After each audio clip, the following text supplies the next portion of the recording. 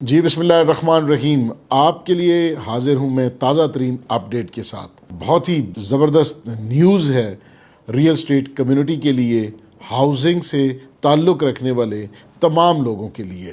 آج prime minister کی طرف سے بنائی گئی ٹاسک فورس کی پہلی میٹنگ تھی۔ یہ ٹاسک فورس ہاؤسنگ اور ریئل اسٹیٹ سیکٹر کی ڈیولپمنٹ کے لیے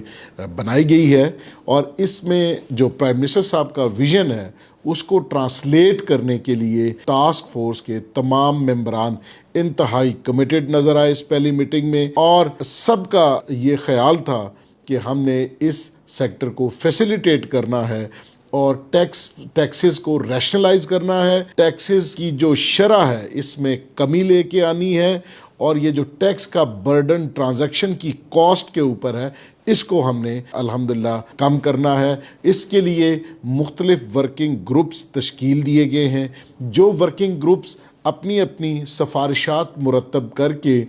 فورٹ نائٹلی جو میٹنگ ہوگی اس میں پریزنٹ کریں گے، اور یہ روزانہ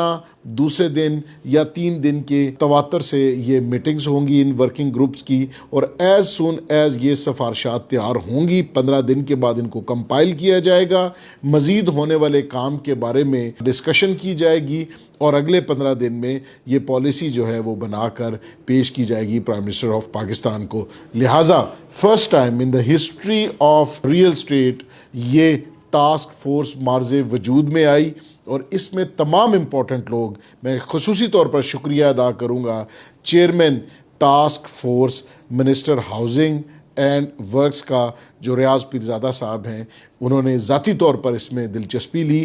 اور ہاؤسنگ منسٹری کے دیگر افسران، سیکٹری صاحبان بھی اس میں موجود تھے۔ اس کے علاوہ ہمارے فنانس منسٹر اورنگزیب صاحب نے بھی اس میں بڑا پازیٹیو نوٹ دیتے ہوئے یہ کہا کہ ٹیکسز کو ریشنلائز کرنے کے لیے ہم فیسیلیٹیٹ کرنے کے لیے کردار ادا کریں گے، اور جو فائنانسنگ ہے اس کے لیے بھی بینک فائنانسنگ کے لیے سفارشات مرتب کرنے کا کہا گیا، اور جو ورکنگ گروپس ہیں جو تشکیل دیے گئے ہیں اسی سلسلے میں وہ اپنی سفارشات مرتب کر کے اس کمیٹی میں پیش کریں گے۔ یہ بڑی براڈ اسپیکٹرم ہے اس کا، اور اس میں تمام دوستوں نے بڑا آج ووکلی اس بات کا اعادہ کیا کہ ہم ریئل اسٹیٹ کی سروائیول،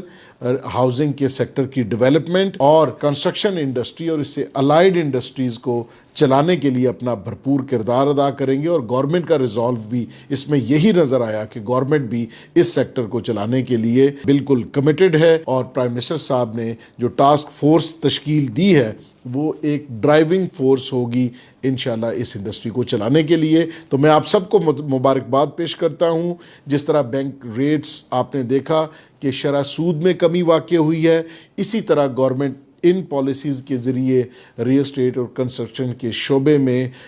بہت سی اصلاحات کرنے جا رہی ہے، اور اسی کا ثمر آنے والے 2025، جیسے میں نے آپ سے پہلے بھی ریکویسٹ کی تھی اور پہلے بھی میں نے یہ عرض کیا تھا کہ 2025 ریئل اسٹیٹ کی کنسٹرکشن کی انڈسٹری کی ریوائیول کا سال ہوگا انشاءاللہ۔ آپ سب کو اس بات کی بہت بہت مبارکباد، اور اپنی صفوں میں اتحاد پیدا کیجئے، اچھی تجاویز ہمارے ساتھ شیئر کیجئے، انشاءاللہ آپ کی تجاویز کو انکارپوریٹ کیا جائے گا فائنل سجیشنز۔ آپ کا بہت بہت شکریہ۔